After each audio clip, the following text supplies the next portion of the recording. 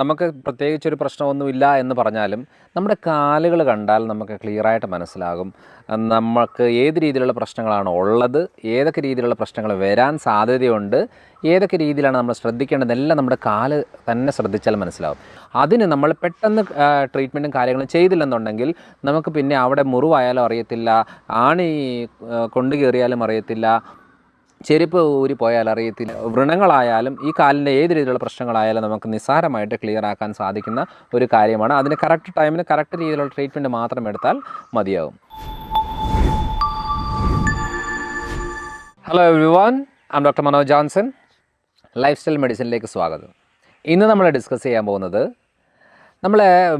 സാധാരണ നമുക്ക് പ്രത്യേകിച്ചൊരു പ്രശ്നമൊന്നുമില്ല എന്ന് പറഞ്ഞാലും നമ്മുടെ കാലുകൾ കണ്ടാൽ നമുക്ക് ക്ലിയറായിട്ട് മനസ്സിലാകും നമുക്ക് ഏത് രീതിയിലുള്ള പ്രശ്നങ്ങളാണ് ഉള്ളത്, ഏതൊക്കെ രീതിയിലുള്ള പ്രശ്നങ്ങൾ വരാൻ സാധ്യതയുണ്ട്, ഏതൊക്കെ രീതിയിലാണ് നമ്മൾ ശ്രദ്ധിക്കേണ്ടതെല്ലാം നമ്മുടെ കാല് തന്നെ ശ്രദ്ധിച്ചാൽ മനസ്സിലാവും.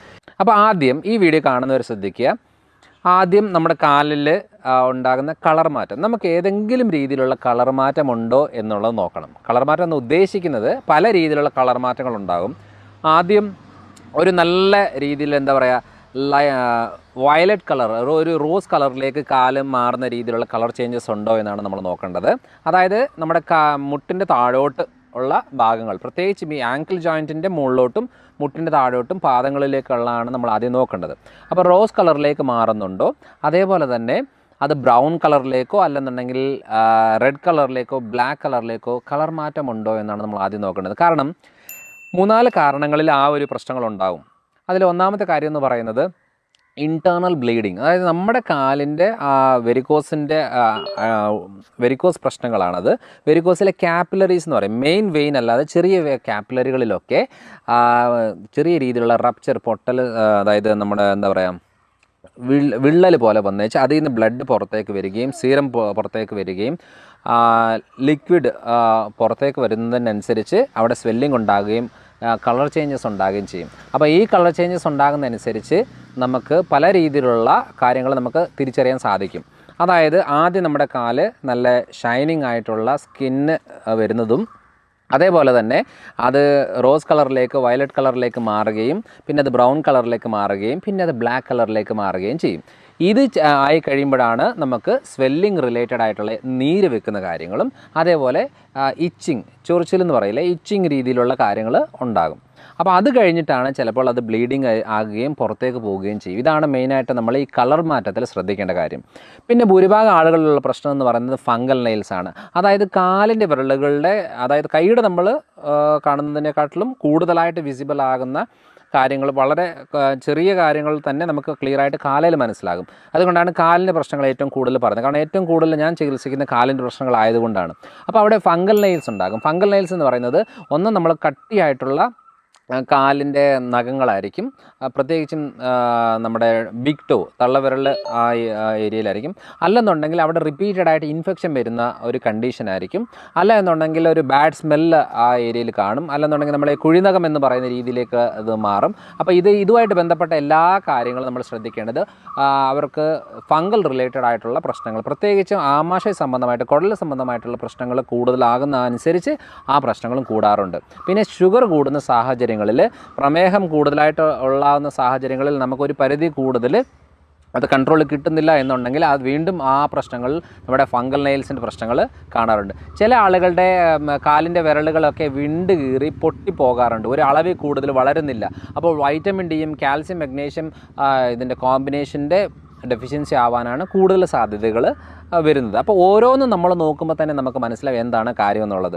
ചില ആളുകളുടെ കാലെന്ന് വെച്ചാൽ ഞാൻ ഏറ്റവും കൂടുതൽ വ്രണങ്ങളാണ്, അതായത് കാലിൻ്റെ വ്രണങ്ങൾ ചികിത്സിക്കുന്ന ഒരാളാണ്. അപ്പോൾ വ്രണങ്ങളുടെ ഭാഗത്തിൽ 3-4 ടൈപ്പ് വരാറുണ്ട്. ഒന്ന് ഷുഗർ കൂടിയിട്ട് കാല് പൊട്ടി വ്രണമാകുന്നൊരു രീതിയുണ്ട്. അതേപോലെ വെരിക്കോസ് വെയിന് പൊട്ടി അത് അൾസറായി മാറി അത് കരിയാതെ ഒത്തിരി നാളുകൾ നിൽക്കാറുണ്ട്. അതേപോലെ തന്നെ പ്രധാനപ്പെട്ട ഒരു കാര്യമാണ് നിക്കോട്ടിൻ കൊണ്ടുള്ള അൾസർ. നിക്കോട്ടിൻ അൾസർ എന്ന് ഉദ്ദേശിക്കുന്നത് പ്രത്യേകിച്ച് നമ്മുടെ ഈ ചെറിയ വിരലുകൾക്കൊക്കെയാണ് അത് കൂടുതലായിട്ട് സംഭവിക്കുന്നത്. കാരണം എന്താ വെച്ചാൽ ആ ചെറിയ വിരലുകളിലൊക്കെ കാല് കറുത്ത് വരും. കാല് കറുത്ത് വന്നു കഴിഞ്ഞ് അവിടെ ഇങ്ങനെ പൊടിഞ്ഞു പോകുന്ന രീതിയിലേക്ക് വരാറുണ്ട്. അപ്പോൾ അതാണ് നിക്കോട്ടിൻ റിലേറ്റഡ് ആയിട്ടുള്ള കാര്യങ്ങൾ. അപ്പോൾ നമ്മൾ ഓരോന്നും നോക്കണം, എന്ത് കണ്ടീഷൻ കൊണ്ടാണ് എനിക്ക് ഈ പ്രശ്നം എന്നുള്ളത് നമുക്ക് ഈ വീഡിയോ കാണുമ്പോഴേ മനസ്സിലാവും. അപ്പം ഞാൻ ഏറ്റവും കൂടുതൽ ചെയ്യുന്നൊരു കാര്യത്തിൽ അതെങ്ങനെ വലിയ ട്രീറ്റ്മെൻ്റ് ഒന്നുമല്ല, ബ്ലഡ് വെസലൊക്കെ റപ്ചറായി പൊട്ടിപ്പോകുന്ന ഒരു കണ്ടീഷനും അതേപോലെ ബ്ലഡ് വെസൽ രക്തക്കൊഴലുകളിൽ ചുരുങ്ങി പോകുന്ന സാഹചര്യങ്ങളിലാണ് ഈ ഗാംഗ്രീൻ ഉണ്ടാകുന്നതും മുറിവ് കരിയാതെ വരുന്നത്. അപ്പം നമ്മൾ മെഡിസിൻ കൊടുക്കുന്നത് മെയിനായിട്ടും ഈ രക്തക്കൊഴലുകൾ വിള്ളലോ പൊട്ടലോ എന്തെങ്കിലും സംഭവിച്ചിട്ട് അല്ലെങ്കിൽ പൊട്ടിയ രീതിയിലേക്ക് വരുന്നതാണെങ്കിൽ അത് ക്ലിയർ ആകാനുള്ള മെഡിസിൻസാണ്, നമ്മൾ ഹെർബൽ മെഡിസിൻസാണ് മെയിനായിട്ട് അത് കൊടുക്കാറുള്ളത്. കുറച്ച് ഭക്ഷണത്തിൽ നിന്ന് എടുക്കുന്ന എക്സ്ട്രാക്റ്റുകൾ മാത്രം സപ്ലൈ ചെയ്തിട്ടാണ് ചെയ്യാറുള്ളത്. അതേപോലെ തന്നെ രക്തക്കൊഴലുകൾ ചുരുങ്ങി പോകുമ്പോഴാണ് നമുക്ക് ഏറ്റവും കൂടുതൽ പ്രമേഹ സംബന്ധമായിട്ടുള്ള ബുദ്ധിമുട്ടുകൾ. അതായത് ഒത്തിരി ആളുകൾ ശ്രദ്ധിക്കാറുണ്ട്, കാല് ഫുള്ള് പുകച്ചിലാണ്, എപ്പോൾ നോക്കിയാലും പുകച്ചിലാണ്. നമ്മൾ തീയിൽ വെക്കുന്ന രീതിയിലുള്ള പുകച്ചിലുണ്ടാകുക എന്ന് പറയുന്നത് ന്യൂറോളജിക്കൽ പ്രശ്നമാണ്. അതേപോലെ ചില ആളുകളിൽ പറയാറുണ്ട്, ഞാൻ പുറത്ത് പോയിട്ട് വീട്ടിൽ വരുമ്പോഴത്തേന് എൻ്റെ ഒരു ചെരുപ്പ് എവിടെ പോയെന്ന് ഞാൻ അറിഞ്ഞിട്ട് പോലുമില്ല. കാരണം ചെരുപ്പ് തെന്നിപ്പോയാൽ പോലും അറിയാത്തൊരു സാഹചര്യം പല ആളുകൾ. ഇപ്പോൾ വേണമെങ്കിൽ ചെക്ക് ചെയ്താൽ മതി, നമുക്ക് വേറൊരാളോട് പറയുക, നമ്മൾ കണ്ണടച്ച് നിൽക്കുക, എന്നിട്ട് വേറൊരാൾ അവർ ഏതെങ്കിലും ഈ കാലിലെ 5 വിരലുകളിൽ ഏതെങ്കിലും ഒരു വിരലിൽ ഇങ്ങനെ ടച്ച് ചെയ്തിട്ട് ഞാൻ ഏത് വിരലാണ് ടച്ച് ചെയ്തതെന്നൊന്ന് പറയാവോ എന്ന് നമ്മളോട് ചോദിക്കണം. അപ്പോൾ അങ്ങനെ ആകുമ്പോൾ നമ്മളത് കറക്റ്റായിട്ട് ഓക്കെ തള്ളവിരലാണ്, തള്ളവിരലിൻ്റെ സൈഡിലുള്ളതാണ്, അല്ലെങ്കിൽ ചെറുവിരലാണ്, നമ്മൾ കറക്റ്റായിട്ട് പറയാൻ സാധിക്കുകയാണെന്നുണ്ടെങ്കിൽ നമുക്ക് ന്യൂറോളജിക്കൽ പ്രോബ്ലം ഇല്ലെന്നുണ്ടെങ്കിൽ ന്യൂറോപ്പത്തി കണ്ടീഷനാണ്. അതിന് നമ്മൾ പെട്ടെന്ന് ട്രീറ്റ്മെൻറ്റും കാര്യങ്ങളും ചെയ്തില്ലെന്നുണ്ടെങ്കിൽ നമുക്ക് പിന്നെ അവിടെ മുറിവായാലും അറിയത്തില്ല, ആണി കൊണ്ടു കയറിയാലും അറിയത്തില്ല, ചെരുപ്പ് ഊരി പോയാൽ അറിയത്തില്ല, ഒരു കാര്യവും നമുക്ക് മനസ്സിലാകത്തില്ല. പല സാഹചര്യങ്ങളിലും നടക്കുന്ന വഴിയിൽ കല്ലൊക്കെ ടച്ച് ചെയ്തിട്ട് നഖം വരെ പറഞ്ഞു പോകുന്ന രീതിയിൽ വന്നാലും നമ്മൾ അറിയത്തില്ല. അപ്പോൾ അങ്ങനെ വരുമ്പോൾ എന്താണ്, അവിടെ ബാക്ടീരിയ ഗ്രോത്ത് ഉണ്ടാകുകയും നമ്മളെ കാലിലെ വിരലുകളൊക്കെ മുറിച്ച് മാറ്റേണ്ട ഒരു രീതിയിലേക്ക് പോകുന്നത് ഇതുമായിട്ട് ബന്ധപ്പെട്ടാണ്. അപ്പോൾ അത് നമ്മൾ ശ്രദ്ധിക്കേണ്ടത്, കാലിൽ ഫംഗൽ നെയിൽസ് ആയാലും നഖത്തിൻ്റെ പ്രശ്നങ്ങളായാലും പൊട്ടലായാലും മുറിവുകളായാലും ഏതായാലും അത് ഈ ഒരു രീതിയിലാണ് നമ്മൾ നോക്കേണ്ടത്. എത്ര വലിയ വ്രണങ്ങളായാലും നമുക്ക് ഈസി ആയിട്ട് കരിച്ചെടുക്കാൻ സാധിക്കും. കാരണം അതൊക്കെ നമ്മൾ പൊതുവേ നമ്മൾ ചെയ്യുന്നൊരു രീതി എന്ന് പറയുന്നത് സ്ക്ലീറോ അല്ലെന്നുണ്ടെങ്കിൽ ലേസർ അല്ലെന്നുണ്ടെങ്കിൽ ആൻറ്റിബയോട്ടിക്സ് അല്ലെന്നുണ്ടെങ്കിൽ പെയിൻ കില്ലേഴ്സ് അല്ലെങ്കിൽ സ്വെല്ലിങ് കുറയാനുള്ള രീതികൾ, ഇത്രയും അല്ലാതെ അതിനെ കൂടുതൽ നമ്മൾ നോക്കുന്നില്ല. ഇത് ചെയ്യുന്നതൊന്നും ഇതിനൊരു ട്രീറ്റ്മെൻ്റ് അല്ല. കാരണം ഇത് ചെയ്തിട്ട് അന്നേരവും കുറയും, കുറച്ച് ദിവസം മാറി നിൽക്കും, വീണ്ടും വരും. എന്തുകൊണ്ടാണ് ഇത് വരുന്നതെന്നുള്ള ഒരു കാര്യം നമ്മൾ തിരിച്ചറിയണം. അതാണ് ഈ നഖങ്ങളുമായിട്ട് ബന്ധപ്പെട്ട നഖം എന്നല്ല, കാലിൻ്റെ പ്രശ്നങ്ങളാണ്. പിന്നെ മെയിനായിട്ട് എടുത്ത് നോക്കേണ്ട ഒരു കാര്യം എന്ന് പറഞ്ഞാൽ സ്വെല്ലിങ്. കാലിൽ എന്തുകൊണ്ടാണ് നീര് വെക്കുന്നത്? നോർമലായിട്ട് കാലിന് നീര് വെക്കരുത്. കാരണം കഴിഞ്ഞ പ്രാവശ്യം ഒരാൾ പറഞ്ഞു, ഞാൻ ട്രിവാൻഡ്രത്ത് നിന്ന് പാലാ വരെ വന്നതാണ്, എൻ്റെ കാലിലിപ്പോൾ നീരാണ്. അപ്പം ഇതിപ്പോൾ സ്ഥിരം യാത്ര ചെയ്യുമ്പോൾ എനിക്ക് ഉള്ളതാണ് കേട്ടോ, സാധാരണ എന്ന് പറഞ്ഞു. അപ്പം ഞാൻ ചോദിച്ചു, നിങ്ങളുടെ കൂടെ 3 പേര് വന്നിട്ടില്ലേ, അവരുടെ കാലിൽ നീരുണ്ടോ? അവരുടെ കാര്യം നീരില്ല. അപ്പോൾ പിന്നെ അത് സാധാരണ അല്ലല്ലോ. കാരണം എപ്പോഴും നമ്മൾ നോക്കുന്നത്, യാത്ര ചെയ്യുന്ന സമയത്ത് കുറേ നേരം കാല് തൂക്കിയിടുന്നു എന്ന് പറഞ്ഞാൽ ഉടനെ നീര് വെക്കണമെന്ന് എന്താ ഇത്ര നിർബന്ധം? അപ്പോൾ എവിടെയോ എന്തോ പ്രശ്നങ്ങളുണ്ട്. ഒന്ന് ഫൈബ്രോയിഡ് റിലേറ്റഡ്, യൂട്രസിലെ മുഴയായിട്ടോ ഓവറിലെ സിസ്റ്റായിട്ടോ അല്ലെന്നുണ്ടെങ്കിൽ വെരിക്കോസ് റിലേറ്റഡ് ആയിട്ട്. ഇൻറ്റേർണൽ വെരിക്കോസ് എന്ന് പറഞ്ഞാൽ നമ്മൾ അറിയത്ത് പോലുമില്ല. ആകെ കാലൊക്കെ എന്താ പറയുക, ബ്ലാക്ക് ഡിസ്കളറേഷൻ വരുന്നു, ചൊറിച്ചിലുണ്ടാകുന്നു, പൊട്ടി വ്രണമാകുന്ന സമയത്തായിരിക്കും അറിയുന്നത്, അയ്യോ ദൈവമേ ഇത് വെരിക്കോസ് ആയിരുന്നല്ലോ എന്ന്. പക്ഷേ നീര് വെക്കുന്നൊരു സാഹചര്യം തന്നെ ഓർത്തോണം. ഒന്നാൽ കിഡ്നി റിലേറ്റഡ്, അല്ലെന്നുണ്ടെങ്കിൽ യൂട്രസ് ഓവറി റിലേറ്റഡ് ആയിട്ട് കണ്ടീഷന്, തൈറോയ്ഡ് റിലേറ്റഡ് കണ്ടീഷന്, ഒബേസിറ്റി ഓവർ വെയ്റ്റുമായിട്ട് ബന്ധപ്പെട്ടത്, പിന്നെ വെരിക്കോസ് റിലേറ്റഡ് ആണ്. അപ്പോൾ നമ്മളത് നോക്കണം, ഏതൊക്കെ കാര്യങ്ങൾ കൊണ്ടാണ് നമുക്കിത് ഉണ്ടാകുന്നത്, എന്തുകൊണ്ടാണ് യാത്ര ചെയ്യുന്ന സമയത്ത് കാലിൽ നീര് വെക്കുന്നത്. അപ്പോൾ ഇത് നമ്മൾ ഓരോന്ന് ശ്രദ്ധിക്കുമ്പോൾ നമുക്കറിയാം, ഓക്കെ നമ്മുടെ കാലുകളാണ് നമ്മുടെ ആരോഗ്യം ആദ്യം പറഞ്ഞു തരുന്നത്. കാരണം എന്താണെന്നറിയോ, നമ്മുടെ ശരീരത്തിന് ഏറ്റവും ദൂരെയുള്ള ഭാഗമാണ് നമ്മുടെ കാലുകൾ.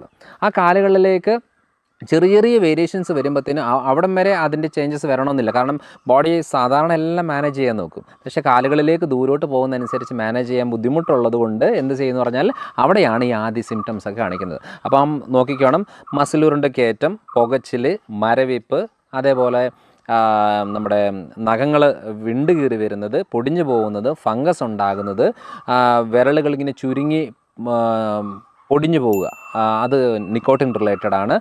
ഉപ്പൂറ്റിയുടെ ഭാഗത്തും വിരലിൻ്റെ ഭാഗത്തും പാദത്തിൻ്റെ ഭാഗത്തൊക്കെ വ്രണങ്ങൾ ഉണ്ടാകുന്നത് രക്തക്കുഴലുകളിലെ പ്രശ്നങ്ങളാണ്. രക്തക്കുഴലുകളിൽ ബ്ലോക്കുകൾ ഉണ്ടാകുന്നത് പ്രമേഹ പ്രശ്നങ്ങളും, ഈ കാര്യങ്ങളെല്ലാം ഇതിൻ്റെ ഭാഗമാണ്. Varicose related. ഇത്രയും കാര്യങ്ങൾ നമുക്ക് കാല് മാത്രം ശ്രദ്ധിച്ചാൽ മനസ്സിലാവും. അപ്പോൾ ഈ പ്രമേഹം കൺട്രോളിലാണെന്ന് അറിയാൻ നമ്മൾ ചോദിക്കുക പോലും വേണ്ട, കാല് ശ്രദ്ധിച്ചാൽ മതി. അപ്പോൾ ഞാൻ എല്ലാ ആളുകളുടെ അടുത്തും എൻ്റെ ക്ലിനിക്കിൽ വരുന്ന എല്ലാ ആളുകളോടും പറയുന്നൊരു മെയിൻ കാര്യം എന്ന് പറയുന്നത്, അവരെന്ത് പറഞ്ഞാലും കാലൊന്ന് കാണിച്ചേ എന്നാണ് പറയുന്നത്. കാല് കറക്റ്റായിട്ട് നോക്കിക്കഴിഞ്ഞാൽ നമുക്ക് മനസ്സിലാവും ഏത് രീതിയിലുള്ള പ്രശ്നമാണ് ഇവർ കൂടുതലായിട്ട് ശരീരത്തെ ബാധിച്ചേക്കുന്നത്.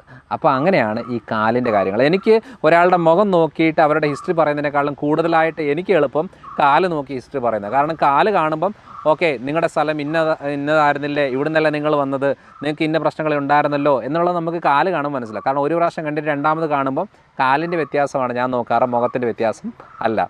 പിന്നെ ഒരു ശരീരത്തിൽ ഏകദേശം നമ്മൾ ഒരു ഫുൾ ബോഡി കാണുമ്പോൾ ഏകദേശം ഒരു ഐഡിയ കിട്ടും എന്താണ് പ്രശ്നം എന്നുള്ളത്. പിന്നെ അതിനെ ഒന്നുകൂടെ ഒന്ന് പ്രൂവ് ചെയ്യാൻ വേണ്ടിയിട്ട് നമ്മൾ ചിലപ്പോൾ സ്കാനിങ് രീതിയിലോ അല്ലെങ്കിൽ ടെസ്റ്റുകൾ രീതിയിലോ, കാരണം എന്ന് വെച്ചാൽ നമ്മൾ ഈ എന്തെങ്കിലും റിപ്പോർട്ട് കാണിക്കുമ്പോഴേ ആളുകൾക്ക് സമാധാനമുള്ളൂ. ഇതായിരുന്നല്ലേ എൻ്റെ പ്രശ്നം. പലപ്പോഴും നമുക്ക് കാണുമ്പോഴേ അറിയാമായിരിക്കും, എന്നാലും ചിലപ്പോൾ റിപ്പോർട്ട് അതെ കുറച്ച് പൈസ മുടക്കി അവർ റിപ്പോർട്ട് എടുത്തിട്ട് വേണം ചെയ്യാനായിട്ട്. അന്നേരമാണ് അറിയുന്നത് ഓക്കെ ഇതാണല്ലോ എൻ്റെ പ്രശ്നം.